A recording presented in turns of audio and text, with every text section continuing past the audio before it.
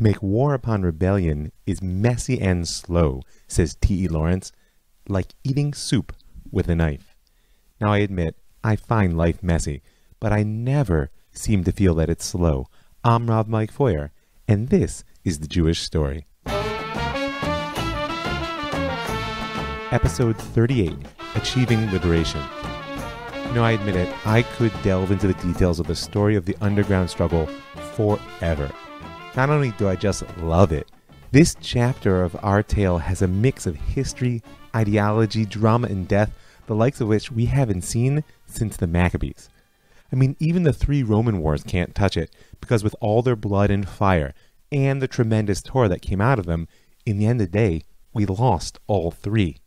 But 1947 is different. For the first time since the Greeks, Am Yisrael is about to throw an occupier out of our country, and I'm kind of excited. And this success will set the stage for the birth of the third commonwealth that the Jews have known in our homeland throughout our history. Now, while one might think that this would be seen by the Jews as an unequivocally good thing, it's just not so. Not then, and to my great sorrow, not now either. There are lots of reasons for why the state of Israel has lost its shine for many Jews today, and we're going to have to dig into them in the coming season. But for now, I want to talk about 1947 and the complications presented by our re-entry into the land through the means of a national liberation movement. A look back at our story tells us that the method of entry into the land deeply defines the nature of the society that's built there. Starting with Joshua's path of conquest, the walls of Jericho, the defeat of the 31 Canaanite kings at Meimarom, the division of the tribal lands, we can see that the method set the pattern for the story of biblical Israel and the kingdom that emerged from it. And, as we learned back at the beginning of Season 1, what is indeed acquired by conquest is also truly lost when someone else takes it away from you. That's true whatever your stance on historicity, Bible, and ancient Near Eastern history. Call it a literal or literary truth. If the principle of might makes right is true, then it holds true whether you're the winner or the loser. And if you paid attention to the first third of the first season, then you know how the return of Ezra, Nehemiah, and Zerubbabel under the aegis of a foreign empire in many ways set the mold for the Second Temple period. There was international legitimacy, so long as we knew our proper role as a subservient client state.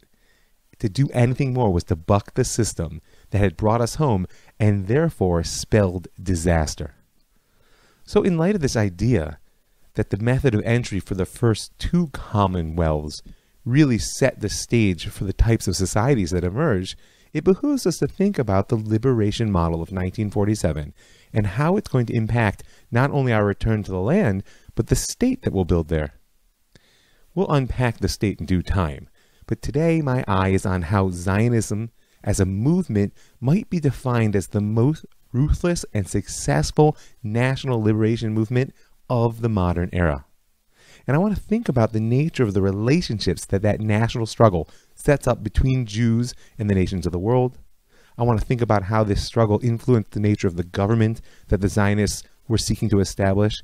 And I want to consider how this revolutionary chapter of our story fits into the arc of the divine relationship with Israel, which so often finds its most powerful expression through our history. And in order to do this properly, before we launch into the bread and butter of the historical narrative, I want to give you a frame that's actually offered first by the Gemara in Ketubot. Because there, almost at the very end of the tractate, you can look it up at 110b, 111a, we find a framework for exile. Because in the midst of lots of discussions about the land of Israel, the Gemara says that actually, according to some opinions, it's forbidden to leave the land of Babylon and go up to the land of Israel, because God bound Am Yisrael into exile with 3 oaths. Truth is, he bound us with 2, and the third actually applies to the nations of the world. First, Shelo yalu kechoma. You shouldn't go up like a wall, meaning that Am Yisrael should not go up to the land altogether as if surrounded by a wall. In short, not by force. Closely related to this was the second oath, that we not rebel against the nations of the world. After all, since the very beginning of the Jewish story, we've been tracing a storyline in which Malchut, kingship, in the sense of the power to define the external context of the world, was taken away from Israel and given into the hands of the nations. Therefore, to rebel against that kingship is to rebel against God. So far, it's not sounding so good for militant Zionism liberation. And also, you might get a sense why a movement founded on Leon Pinsker's desire for auto-emancipation would rub the religious world in the extremely wrong way. But, there were 3 O's. The third one, like I said, binds the nations rather than Israel. And the Gemara tells us that God made the nations swear that they shall not oppress Israel too much. It always brings a chill to me when I say that. It just begs the question, how much is too much? The Crusades? The dhimmi status in Islam? The expulsion from Spain? Now, we could split hairs down through the centuries over this question, but at the end of the day, I think we'll all agree Auschwitz is too much. And so, beyond the elements of European enlightened philosophy and romantic nationalism, beyond the elements of Jewish cultural revival, and even beyond the upheavals of colonial movements and world wars that set the stage for Zionist success, we have survivalist Zionism, which boils down to enough is enough. In fact, it's too much. The nations have broken their oath, and so ours are no longer binding. So what lies ahead is the question of what our national rebirth means in relation to the nations, and in relation to ourselves, and in relation to God. Is it simply rebellion, or will a new model of relationship emerge? Now, we're going to end the episode at that question with UNSCOP, the United Nations Special Commission on Palestine. But before we get there, we need to finish the story of how we went up like a wall, and how the British got the boot.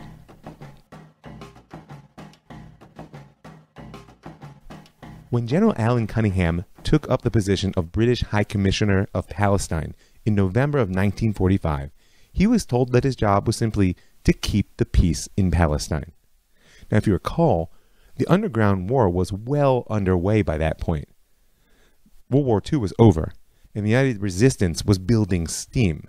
So sending a military man recently blooded in the wars of North Africa to keep the peace was a bit of an act of escalation, and one which failed, because less than 2 years later, in February of 1947, Arthur Creech Jones, Secretary of State for the Colonies, described the mandatory administration as virtually a besieged garrison.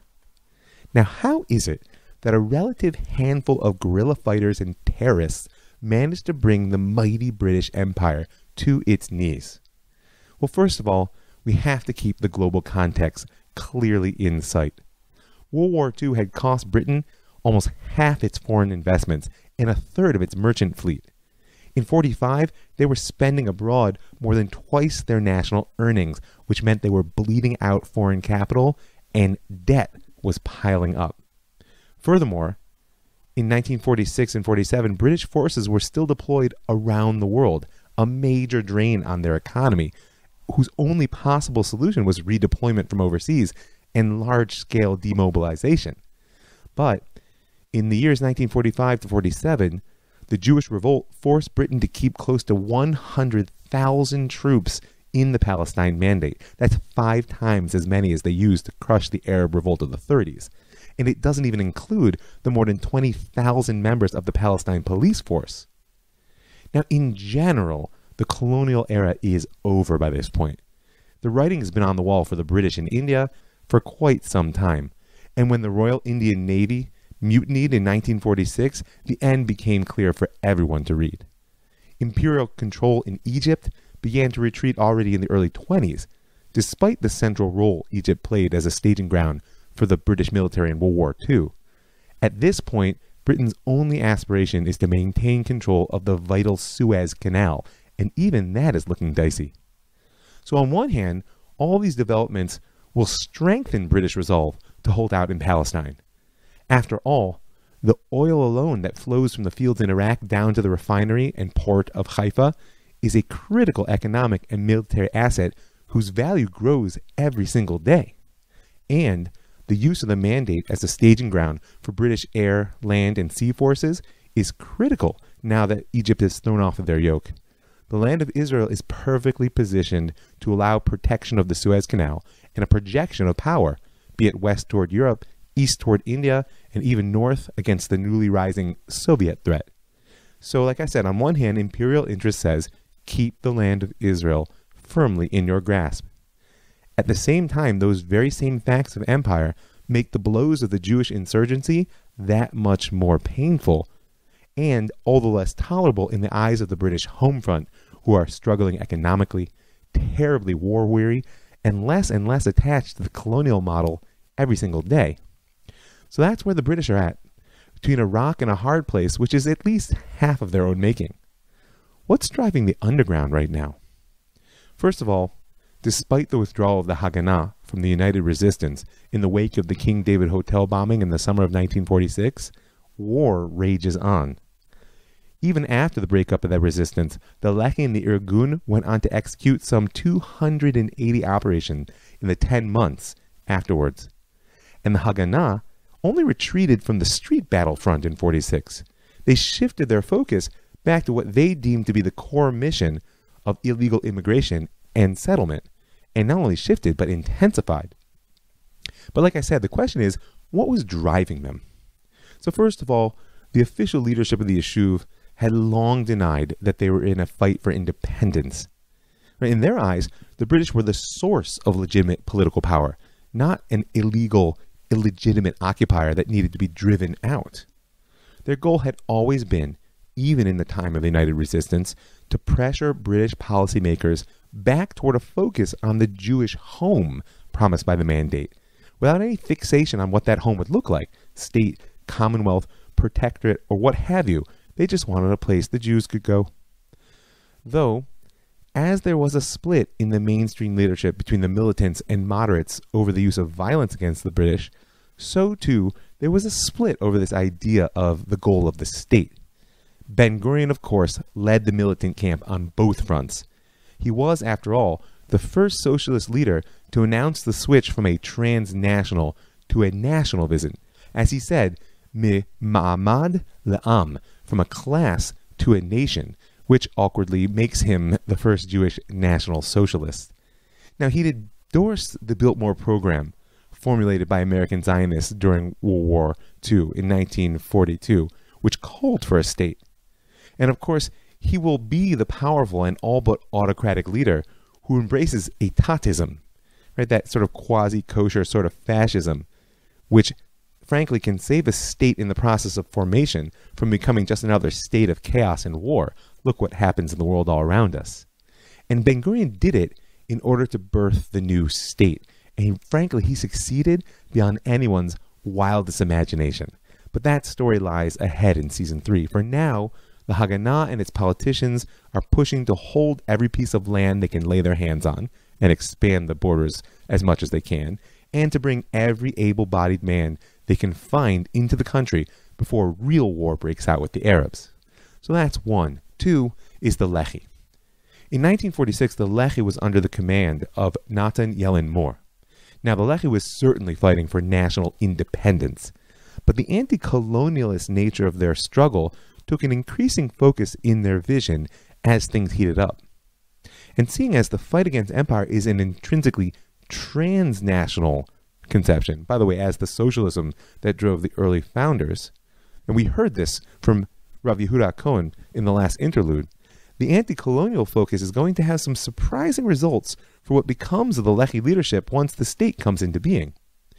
For now, practically, Yellen Moore had one eye toward the Soviet Union as allies in this struggle against the imperial occupier. And he knew that as World War II ended and the Cold War heated up, the USSR would shear any blow to British interests in the Middle East and might just be willing to back those who gave them. It's important to remember that the cost of maintaining the Mandate is a very important factor in our struggle, and it grows every year. Annual expenditures on the British forces stationed in Palestine consumed nearly a quarter of the total defense budget of the empire. by 1947. Between July 45 and November 47, Britain spent an estimated 100 million pounds on their forces in the land of Israel. So I can imagine that the Soviets were overjoyed.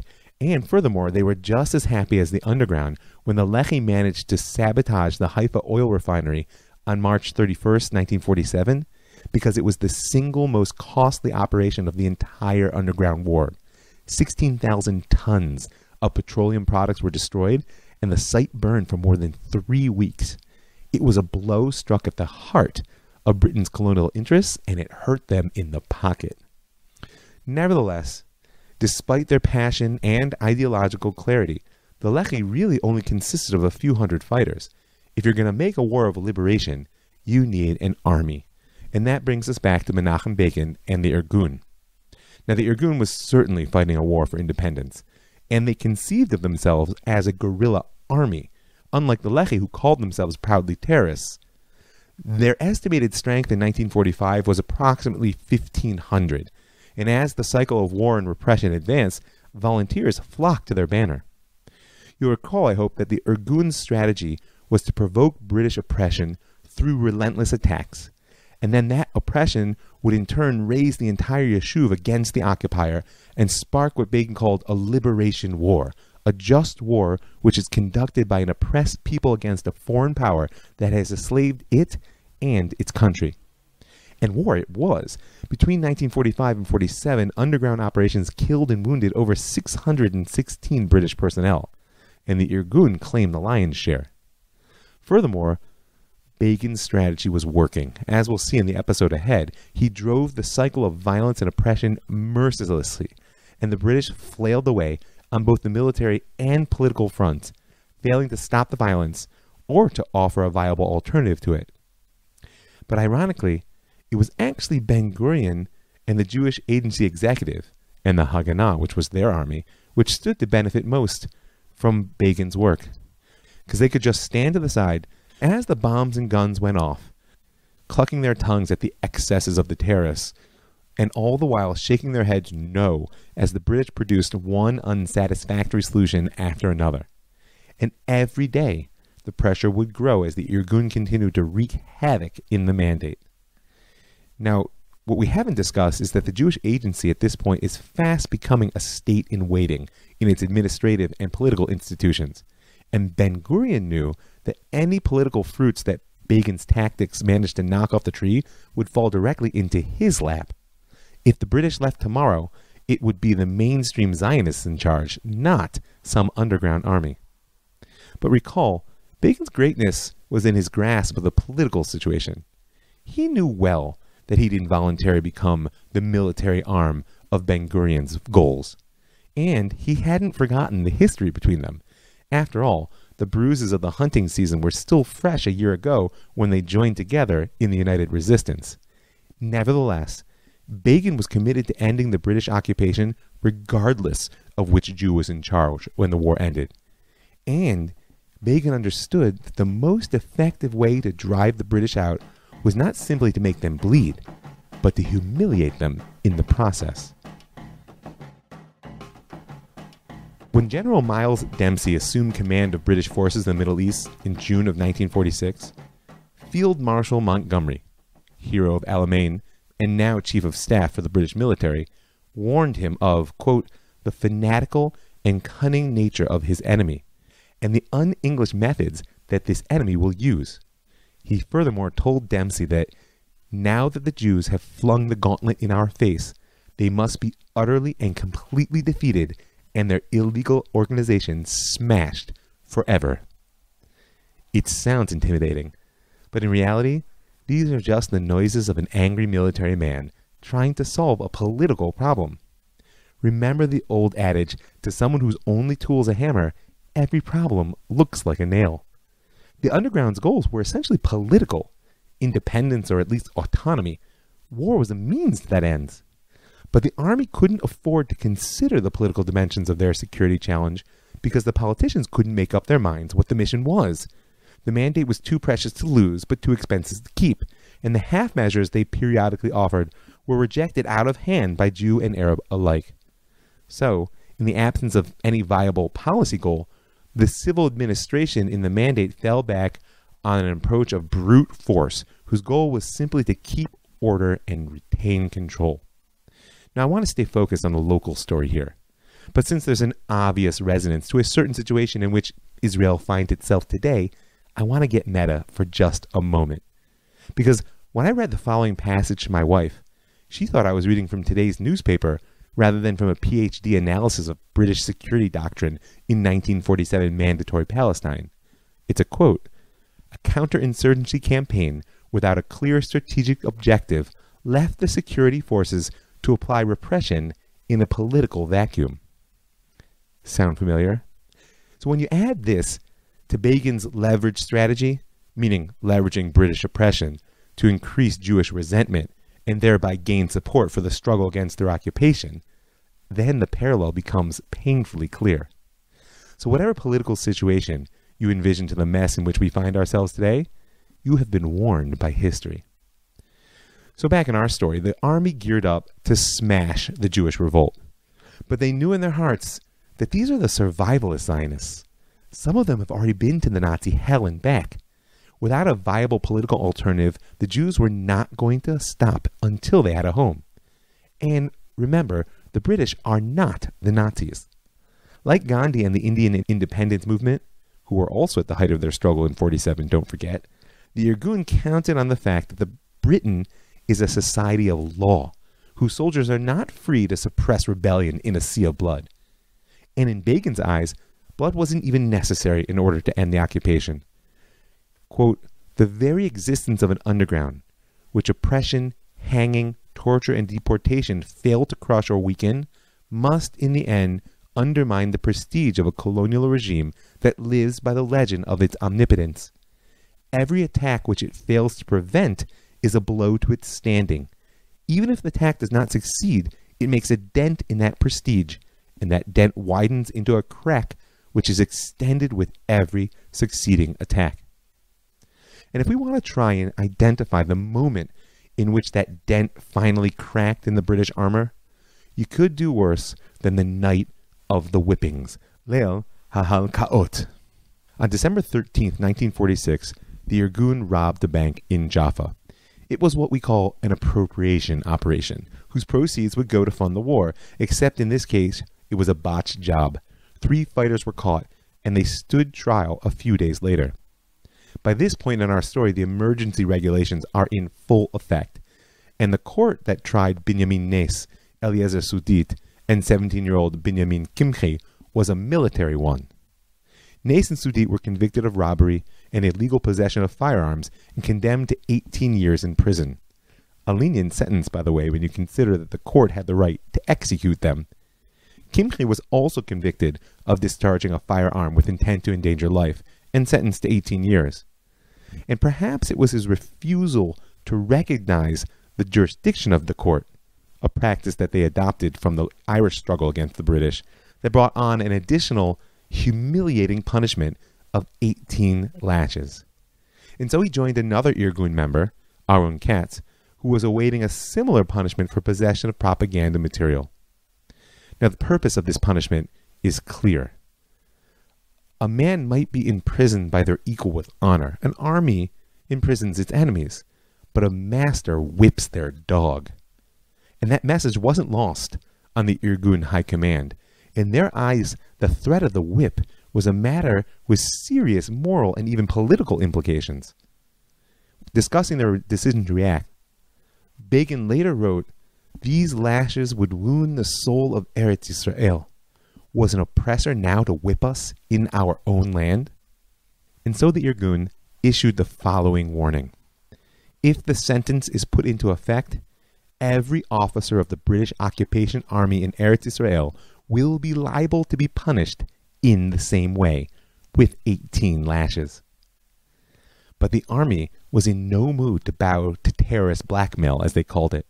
And on 27th of December, Aaron Kimchi was duly flogged. That very night, the Voice of Fighting Zion, the Irgun's underground radio station, announced its own verdict. "For centuries, you have been whipping natives in your colonies with impunity. In your foolish pride, you dare to consider the sons of Israel in Eretz Israel as natives as well. You are mistaken. Zion is not exile. The Hebrews are not Zulus. You will not whip Hebrews in their homeland. And if you do, then His Majesty's officers will be whipped in full public view. The next day, armed Irgun men broke into the Hotel Metropole in Netanya, where they found Major Paddy Brett sitting with his wife in a lounge. And before the major knew what was happening, they snatched him up and whisked him away to a eucalyptus grove, where the fighters stripped him to his underwear.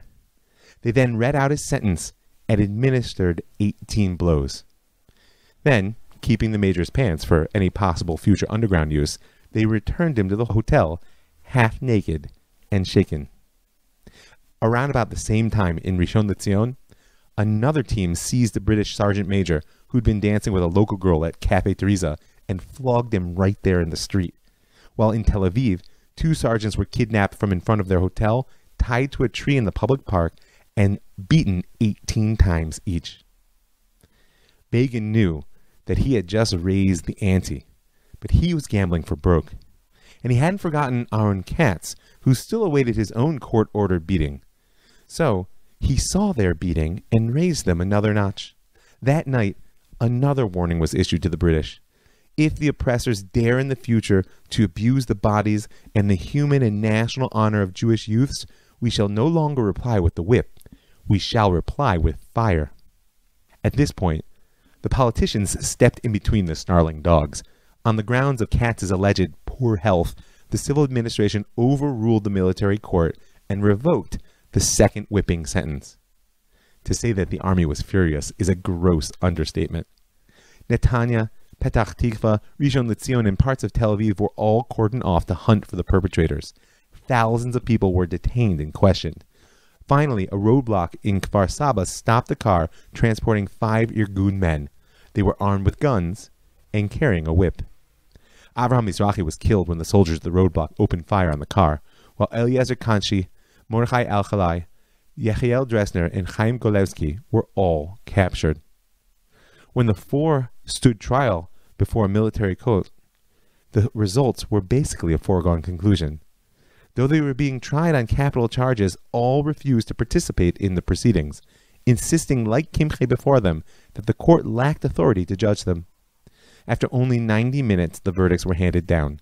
Al-Khalai, Dresner, and Kashni were sentenced to death, while Golevsky received life in prison, because at 17 he was too young for the death penalty under British law.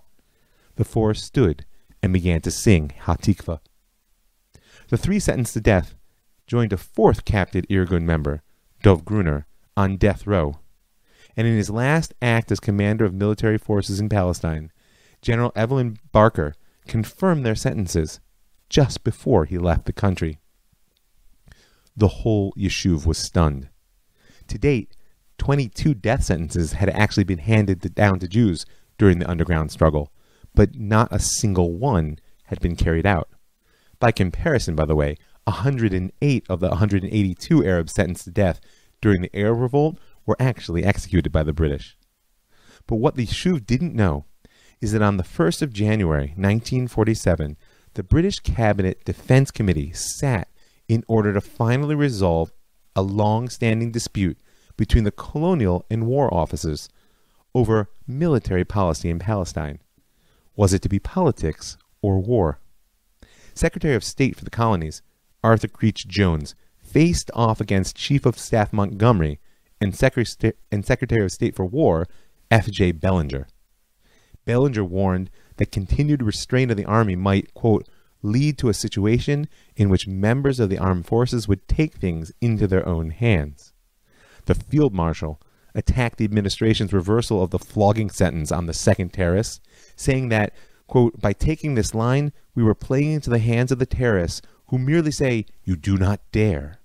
It is a weak and thoroughly bad policy which can only make things more difficult in the end for the government and the armed forces. The colonial secretary was unable to stand up against these claims. And as Montgomery later reported to his commander of forces in Palestine, Prime Minister Attlee was emphatic that leniency toward terrorists was an unsound policy, a view that the cabinet supported. And so the verdict was for war. And the first act was to send a message to High Commissioner Alan Cunningham ordering that sentences should be carried out in all cases of terrorists condemned to death unless there is some technical illegality. Cunningham therefore duly confirmed the death sentence on Dov Gruner, who'd been sitting in prison longest, and began to move forward with his execution. But, flushed with victory in reversing the flogging sentence, the Irgun issued a new warning. Execution of prisoners of war is premeditated murder. We warn the British regime of blood against the commission of this. Execution of prisoners of war is premeditated murder. We warn the British regime of blood against the commission of this crime. And now the stakes began to rise rapidly. On January 26, the Irgun kidnapped Tel Aviv District Court Judge Ralph Wyndham along with a British businessman, and they threatened to execute the two along with 7 other Britons chosen at random if Gruner hang. The following day, Cunningham informed Secretary Creech Jones that in view of this, there has been no alternative but to respite the death sentence on Dov Gruner. Another victory for terror. And not only that, but less than 2 weeks later, on February 4th, the entire British policy in Palestine crossed a new threshold with the declaration of Operations Polly, Cantonment, and Fantail. Polly was the evacuation of 1,700 British wives, children, and non-essential personnel from Palestine by rail to Egypt, while Cantonment and Fantail involved the construction of restricted barbed wire encircled security zones where all remaining personnel, civilian and military, were relocated.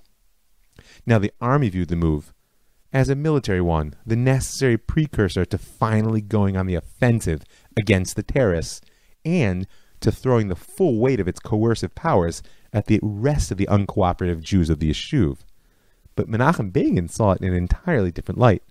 In his eyes, there could be no greater exposure of the British as foreign occupiers, and therefore no greater victory in the battle for liberation than this evacuation and retreat.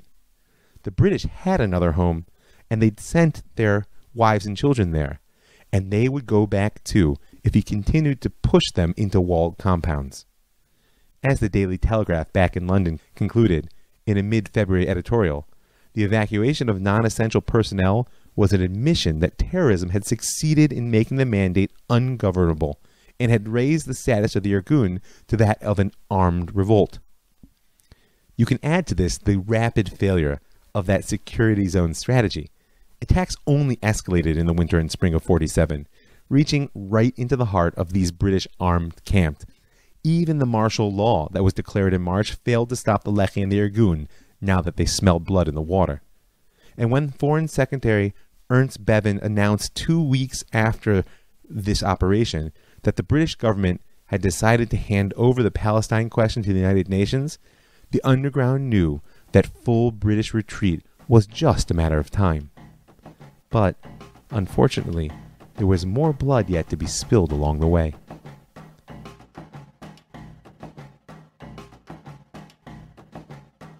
I love Jerusalem's street names. What could be better than a city that celebrates 3,000 years of history by naming its streets after famous people and key events? I mean, you can wander around and it's like one unending history class. But I admit, I might be just a little uncomfortable living on a street named Those Who Went to the Gallows.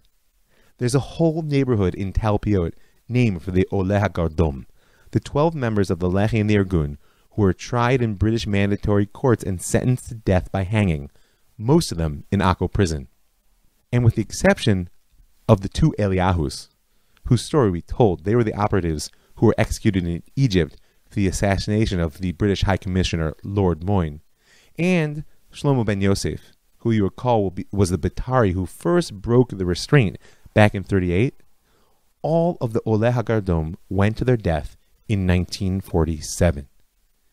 Now, each one deserves his own story, and I can tell you they're all dramatic. But for the purpose of our story, I want to focus in on the general role that they played in the Underground's War of Liberation. As I just mentioned, as soon as Foreign Secretary Bevin made his announcement that Britain was washing its hands of the Palestine problem and turning it over to the United Nations, the underground fighters smelled victory, and that sent them into a frenzy of violence. On March 1st, the Irgun killed more than 20 soldiers, 12 in a single grenade attack on their officers' club in Tel Aviv. And of course, I already mentioned the Lechi's devastating attack on the Haifa oil refinery at the end of March.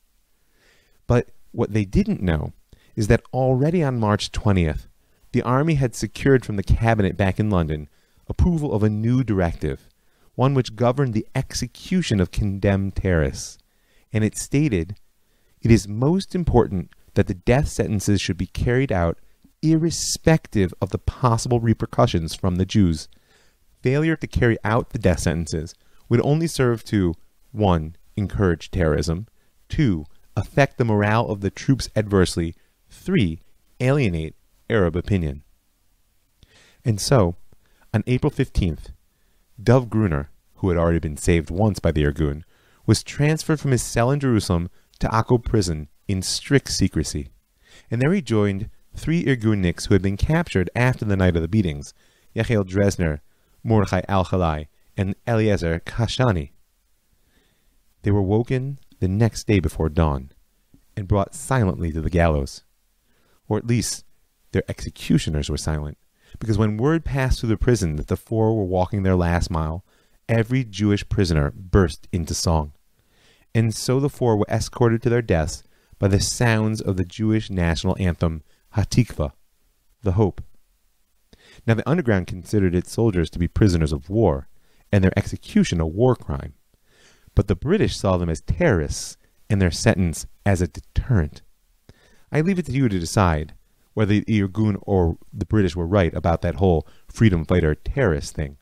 But history tells us clearly that the British were wrong in their hopes for deterrence. And so the bloody spring turned toward a summer of all-out warfare after the 4 were executed. Now, another story that deserves to be told in full at some point is the audacious attack on the Akko prison itself.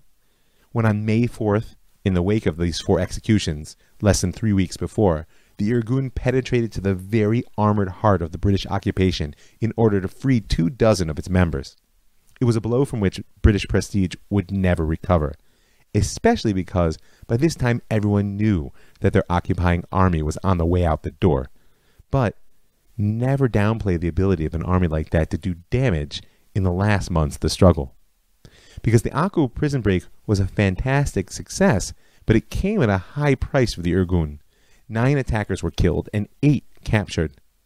The latter were tried, and on July 8th, 3 more death sentences were handed down. 3 more death sentences which, by the summer of 1947, the Jews knew were no longer an empty threat. And remember, Begin had already warned that the Irgun viewed the execution of their prisoners as premeditated murder. So 4 days after the verdict was given, the Irgun kidnapped 2 British Army Intelligence Corps sergeants, Clifford Martin and Mervyn Pace, in Netanya. They then announced that hanging its fighters would result in the subsequent hanging of the British soldiers. It was a standoff, and the whole Yishuv held its breath to see what would be. Now Begin had won the first round of a similar struggle when they managed to get Dov Gruner's first execution order delayed. But remember, the army's new directive stated clearly it is most important that the death sentences should be carried out irrespective of the possible repercussions from the Jews. And so, Chaviv, Nakar, and Weiss were executed on July 29th, 1947. And the bodies of Clifford Martin and Mervyn Pace were found soon after, hanging from 2 trees in a forest near Netanya. It was a moment of horror, and the shock waves rippled not only through the Shuv, but around the world. Menachem Begin characterized it as one of the most bitter moments of his life.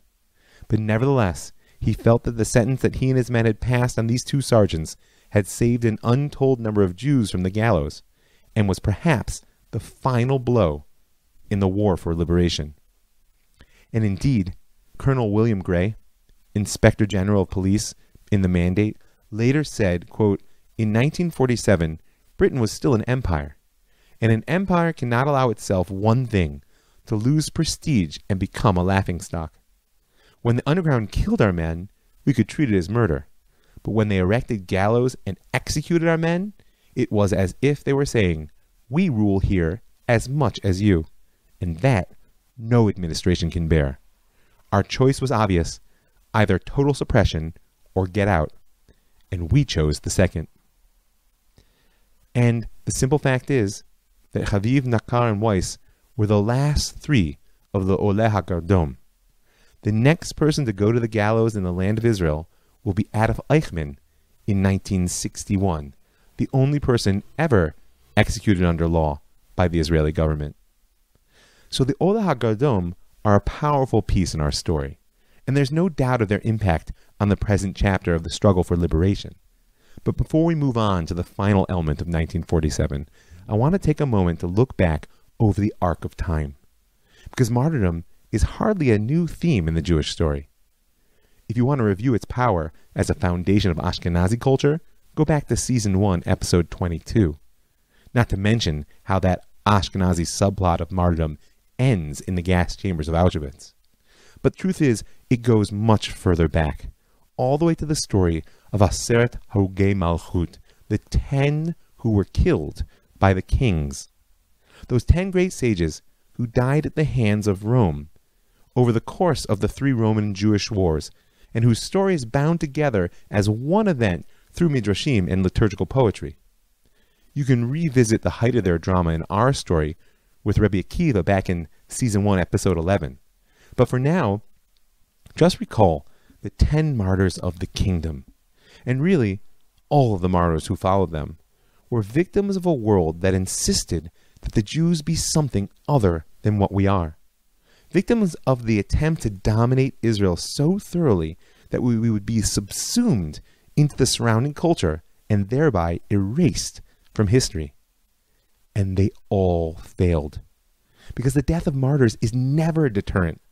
On the contrary, it's a motivator.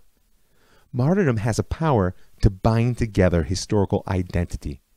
It's an impetus for those who share its fate in the present to continue the struggle, and an inspiration for the future to look back on.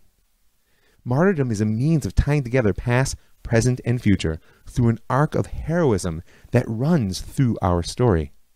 And the Oleh HaGardom fill this role, but in a unique fashion. Because if the martyrs of the last 2,000 years sent the message to their peers and down through the generations, don't lose hope. The kingdom of God lives on within you no matter what's happening outside and all around. Then these young men can tell us, don't lose hope, because the time has come.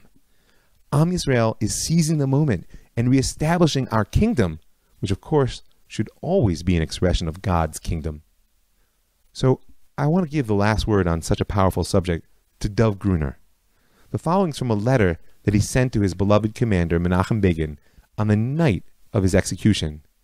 It's a bit long, but listen carefully, because it will illuminate many pieces of our story up till now. There are many schools of thought as to how a Jew should choose to live his way of life. One way is that of the assimilationists who have renounced their Jewishness. There is also another way, the way of those who call themselves Zionists, the way of negotiation and compromise, as if the existence of a nation were nothing but another transaction.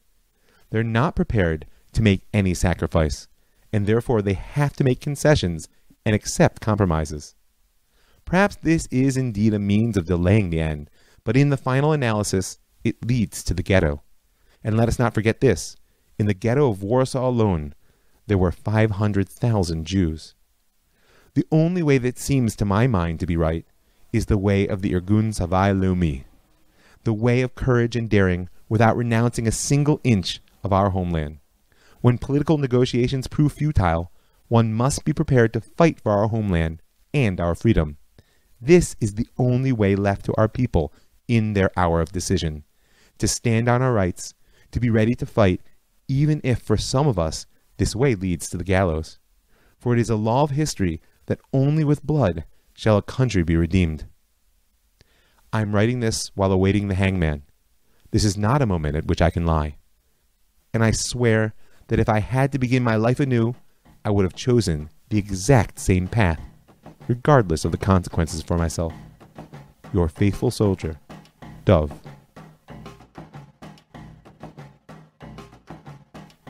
On May 15, 1947, the United Nations General Assembly, acting at British request, appointed an 11-member Special Commission on Palestine, UNSCOP. It was afforded the widest powers to ascertain and record facts, to investigate all questions and issues relevant to the problem of Palestine, and was instructed to submit its recommendations to the UN by September 1st, in advance of the next session of the General Assembly. Now, the Arab states expected an easy victory in the UN, as they do now, and thus they were quite supportive of the idea of a multinational committee. They were less happy about the fact that UNSCOP was also empowered to look into the issue of displaced persons in Europe, and not just to travel to the Middle East. And in many respects, the experience of the committee was identical to all the other committees and commissions that we've mentioned over the last 2 decades of our story. They traveled for 5 weeks to Europe, to the land of Israel, Lebanon, and Transjordan as well. They received testimony from many of the exact same organizations and even individuals who'd spoken to the Anglo-American Commission before them. And once again, the Zionists presented a happy, shiny face of progress and development in the Middle East, which made a deep impression on the committee, especially as the Jewish Agency was able to produce settlers who spoke many of the native languages of the 11 committee members. And once again, the Arab Higher Committee, which represented Palestinian Arabs, declined to appear in any official capacity, but nonetheless submitted a memorandum of their concerns and claims through back channels.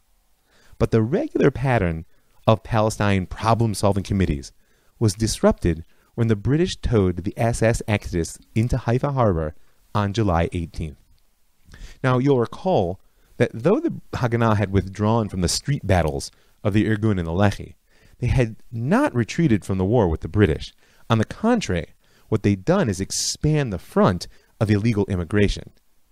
And as the British were scrambling to suppress the violence in the Yishuv, they were also struggling on the high seas to control the wave of immigrants with which the Haganah aimed to flood the land of Israel.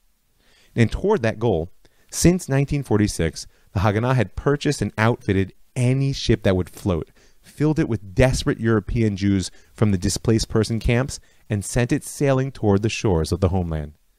By the summer of 1947, the British detention camps in Cyprus were bursting at the seams with more than 12,000 detainees, and the Haganah sensed that victory was at hand. Furthermore, they knew, just like Menachem Begin, that the whole world was now watching the drama playing out in the land of Israel, and in particular that UNSCOP was in town. The time had come for a dramatic finale. And so on July 12th, the Exodus set sail from southern France, flying a Honduran flag and claiming to be headed for Istanbul. Originally built to hold around 500, it was carrying 4,515 men, women, and children. Palmach skipper Ike Aronowitz was its captain, and the ship was manned by a crew of some 35 volunteers, mostly American Jews. The Exodus was too large and unusual to go unnoticed, and indeed, like I said, the Haganah never had any intention to hide. Even as the refugees began boarding the ship at a port in southern France, a British Royal Air Force plane was circling overhead, and a Royal Navy warship was waiting a short distance out to sea. The British shadowed the ship for days until on 18th of July, some 40 kilometers from the shore of Eretz Israel, they made their move. The boarding party didn't go unchallenged by the passengers and Haganah members on board, and a night-long hand-to-hand fight ensued, in which one crew member, American volunteer Bill Bernstein, was clubbed to death, and 2 more passengers died of gunshot wounds. But in the end, the British Navy was victorious, or at least in the short term, because as they towed the Exodus into port and proceeded to transfer the DPs onto 3 waiting ships for immediate return to Europe, Emil Sandstrom, the Swedish judge who chaired UNSCOP, and several other members of the committee were there to watch. The Jews were shipped back to France, where they refused to disembark, and the French declined to cooperate with the British by forcibly removing them. What unfolded was 24 days in which the refugees remained in the ship's hold, refusing to disembark, and this despite a heat wave, shortage of food, crowding, and terrible sanitary conditions. World opinion rose in a wave of support. The French communist daily, La Humanité, described the ships as a floating Auschwitz, and the refugees raised a banner of a swastika painted over the Union Jack. British embarrassment grew until after 3 weeks of the standoff, desperate to bring the spectacle to any end, they decided to return the would-be immigrants back to Germany. They couldn't have made a worse decision, because the sight of Jewish survivors of the Holocaust being forcibly relocated to Germany caused an international uproar. John Colson, a diplomat at the British Embassy in Paris, actually cabled the Foreign Office with the following message: "You will realize that an announcement of decision to send immigrants back to Germany will produce violent, hostile outbursts in the press. Our opponents in France, and I dare say in other countries, have made great play with the fact that these immigrants were being kept behind barbed wire in concentration camps and guarded by Germans." DP camps all over Europe erupted in protests and hunger strikes when they heard the news. Demonstrations were held on both sides of the Atlantic. And historians agree that the public embarrassment for the British played a significant role in the diplomatic swing of sympathy toward the Jews, and the members of UNSCOP itself later commented that the image of the Exodus helped them press for an immediate solution for Jewish immigration and the question of Palestine. Because the UN Special Commission for Palestine issued its final report on August 31st, 1947, after witnessing these events. The committee was unanimous on certain basic ideas: that the Palestine Mandate should become an independent state as soon as possible. Number one. Number two, that it should have a democratic political structure. And number three, that no matter what it looked like, it should constitute a single economic entity. There was, however, a split on the manner by which these principles should be implemented between two states and a binational state. But in the end, a majority of the committee's members, Canada, Czechoslovakia, Guatemala, the Netherlands, Peru, Sweden, and Uruguay, recommended that Palestine should be partitioned into separate Arab and Jewish states, with Jerusalem and Bethlehem set aside as an international enclave under UN administration. And so, despite the complications that lie ahead, all three of our oaths have now been annulled. The Exodus was certainly the last gasp of the nations oppressing Israel too much. The Irgun and the Lehi have obviously gone up like a wall to fight for our liberation. And now, for the first time, a body representing the nations of the world had declared the desirability of the return of the Jews to independence in at least some part of our ancient homeland.